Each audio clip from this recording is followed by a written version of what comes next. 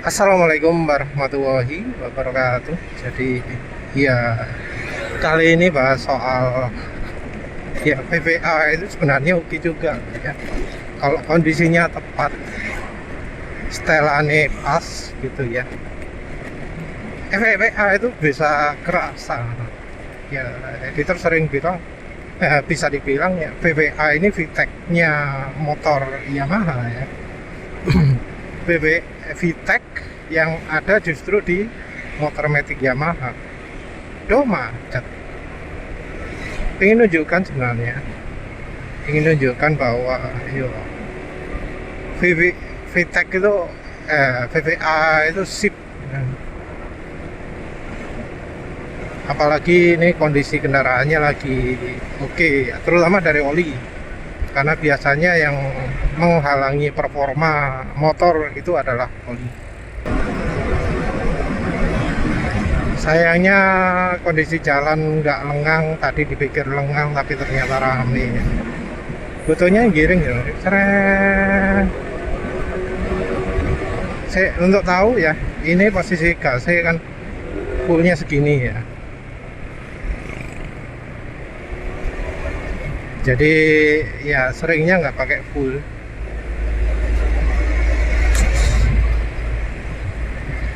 Entah juga apakah jalan ini bisa ya, karena untuk demo nanti butuh kecepatan ya sedikit di bawah 100, antara 94 sampai 98 ya untuk demonya. Buat nanti ada kesempatan apa enggak, soalnya yo golek jalan sing iso mlaku 100 sulit ya. Mungkin ini bisa sih, bro sih. Oh enggak ada hambatan.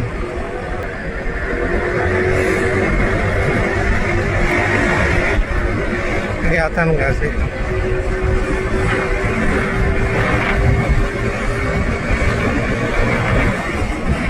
Oh, harus ngerem.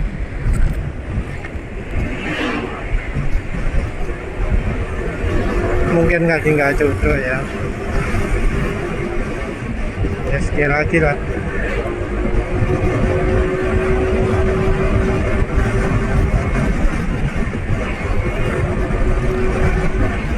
Nah, kayaknya nggak sempat ya. Butuh jalan 100 soalnya ya. Nggak bisa, kebetulan nih terus nggak bisa. Nggak oleh kayak.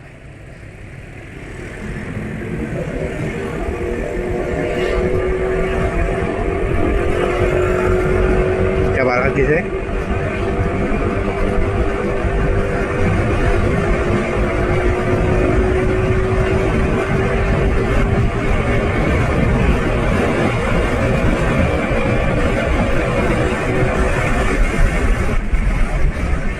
Hai sok.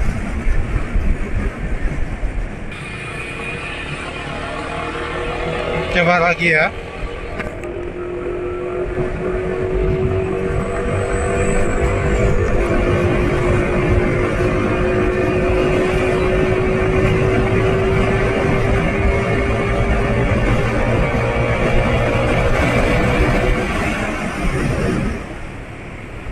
Tak kelihatan apa enggak itu.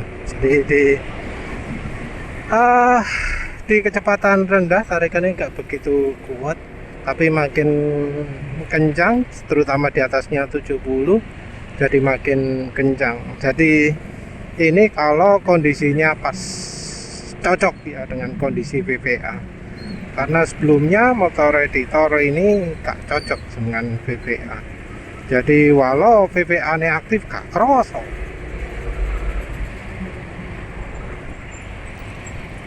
Jadi VPA sudah aktif ya biasa, gak ono perubahan tenaga, malah turun ya. Turun yang dibuktikan dengan dyno. Nah, tapi sekarang kondisinya beda. Beda nih ya cukup banyak. Dulu zaman ini pakai premium, pertama juga masih oke, nggak kayak sekarang. Pertama hancur-hancuran. Terus mana macet. Nah, oke nih bahas PPA.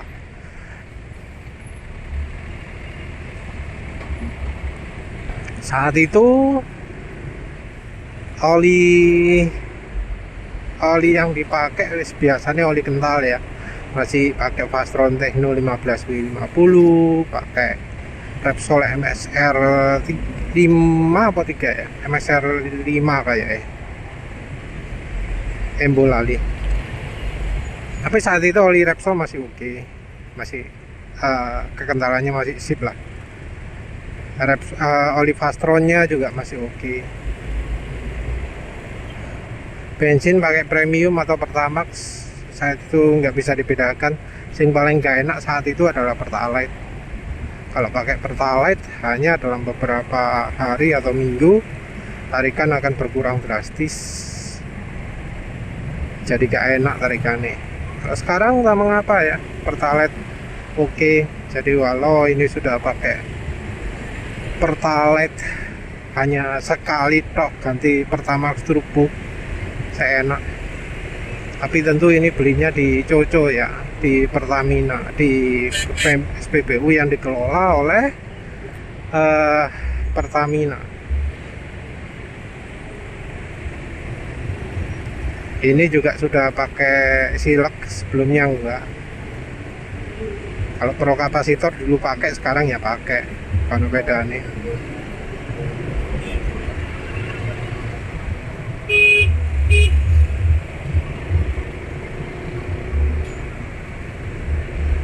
Kalau oli yang sekarang beda itu ya karena olinya banyak zincnya ya. Oli yang ya biasanya cuma 400-500 kilometeran, kondisi oli bagus ini tentu. Sekarang ya Espiroi 2425 lumayan tuh, lumayan awet olinya. Suara mesin bisa kerungu nggak?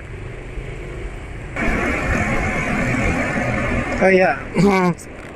Oh ya, satu kondisi lagi yang penting ya, sensor ISC-nya diganjel. Efeknya apa? Efeknya tenaga jadi lebih fokus ke RPM menengah ya. Yang di atasnya nggak enak, di bawahnya juga nggak enak. Tapi ya rupanya arah itu ya yang penting ya untuk bisa merasakan PPA ini. Dan kalau PPA-nya sudah kayak gini, mantap ya. Terutama kalau gasnya nggak full.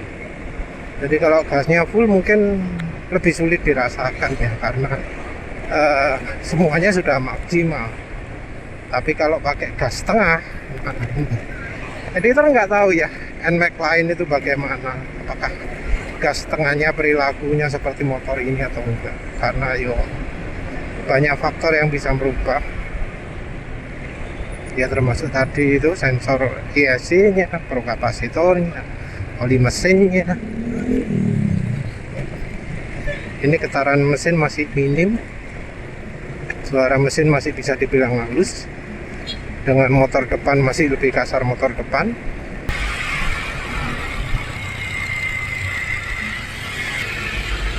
Dengan motor depan masih lebih kasar motor depan.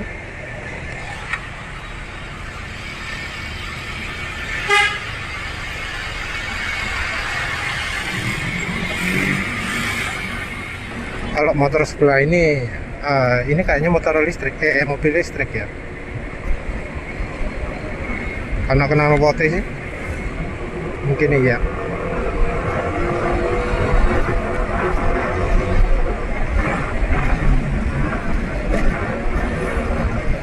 Dengan MX guys. Ya kira-kira sama lah. Jadi oli masih oke.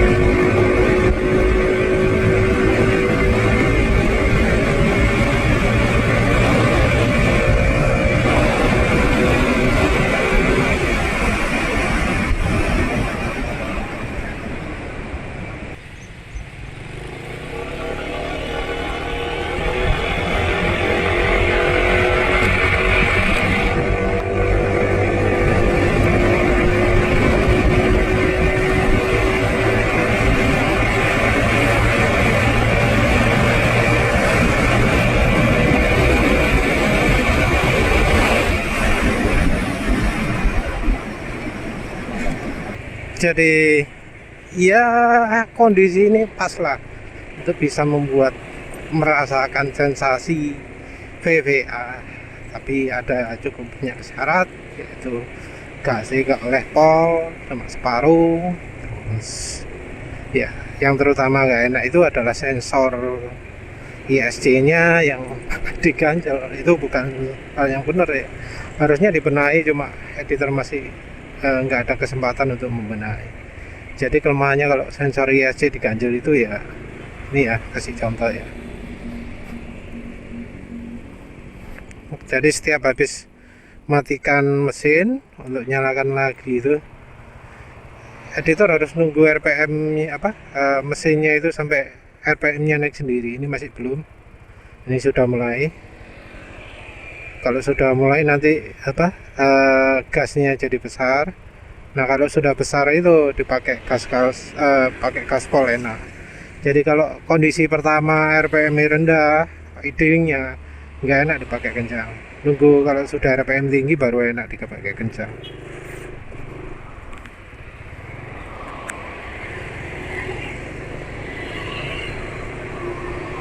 Jadi kalau setelah dinyalakan ditunggu RPM nya tinggi lagi, pakai gas separuh gini, sudah enak tarikannya. Enak tarikannya.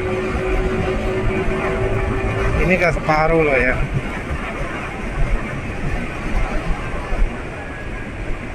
Jadi ya apa mekanisme algoritmenya dari ECU nya Yamaha, tapi ya dari kombinasi beberapa trik itu menghasilkan sesuatu sing yo jadi kayak VTEC ya. Ini tentu nggak beneran kencang ya. Kalau kencang betulan ya itu harus dari cek dyno, apa bener di dynonya beneran kencang. Karena kalau tanpa dyno ya harus dari angka 0-100, sementara 0-100 sendiri butuh lokasi dan kesempatan ya.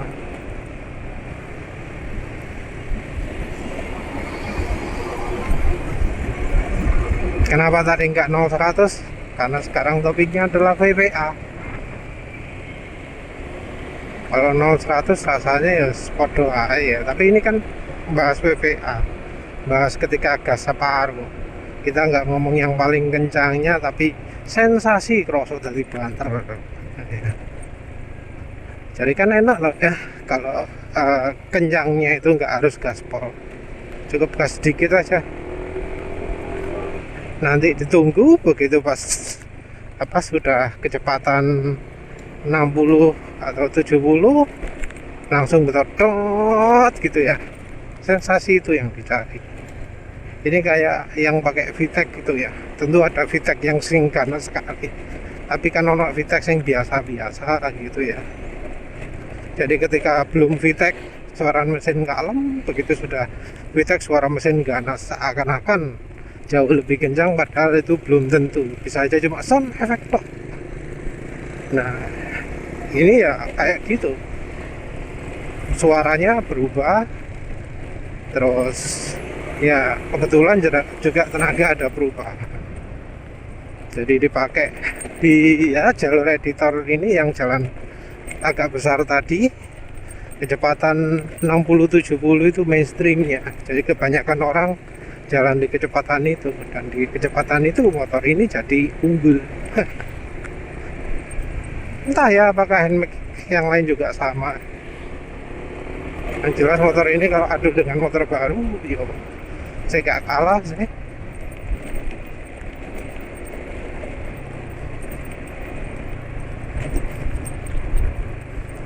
Editor sendiri kalau gaspol gak tahu mulai dari awal gaspol ya. Kalau gaspol yo awalnya nyantai dulu, nunggu nonjok baru digaspol lagi. Ya sebenarnya nggak perlu gaspol sih, karena kecepatan 80-90 kan sudah cukup tinggi untuk jalan raya, untuk jalan jalur ini maksudnya ya. Tentu beda lagi untuk mereka yang luar kota sing betul-betul lowong, yang bisa sampai merunduk kecepatan 180, 190, 200 gitu, itu si Manel. Ya wes lah, itu saja. Terima kasih sudah menonton. Assalamualaikum warahmatullahi. Tapi ya aslinya makan jeruan ya gak apa-apa ya. Makan nopo kayak misalnya salak itu ya gak apa-apa ya. Baru kalau makan makanan berkuah banyak itu baru terasa. Kalau sudah parah biasanya efeknya jadi lebih instan ya. Kalau kadang juga ada cerita, oh baru besok paginya jadi nggak bisa bangun dari tempat tidur. Kalau ceritanya orang stroke ya, kenapa? Oh kemarin makan ini kambing buahnya gitu deh. Ya memang ada juga seperti itu. Jadi selama ini makan dikit-dikit, terus tahu-tahu makan buahnya dosisnya berlebihan, akhirnya ya drop jatuh. Ya itu mungkin bisa juga antara dia itu nggak sadar karena efeknya lambat, atau sudah ada efeknya dia cuek. Kalau menurut editor sih antara daging kambing, jeroan atau apa itu yang lebih ganas ya kuah. Jadi kalau ada orang yang ya menghindari makan daging, makan apa, milih makan kuahnya saja, wah kalau itu rasanya kok lebih membahayakan. Dan ya beberapa kali rasanya itu sudah kejadian. Orangnya wis sadar apa enggak ya? Maksudnya sadar akan bahayanya nih kuah atau enggak ya? Karena kuah itu bisa lebih berbahaya. Minyaknya kan akeh. Apalagi minyaknya minyak hewani ya. Minyak hewani itu ya kalau sudah dipisahkan dari airnya ya bisa beku kan.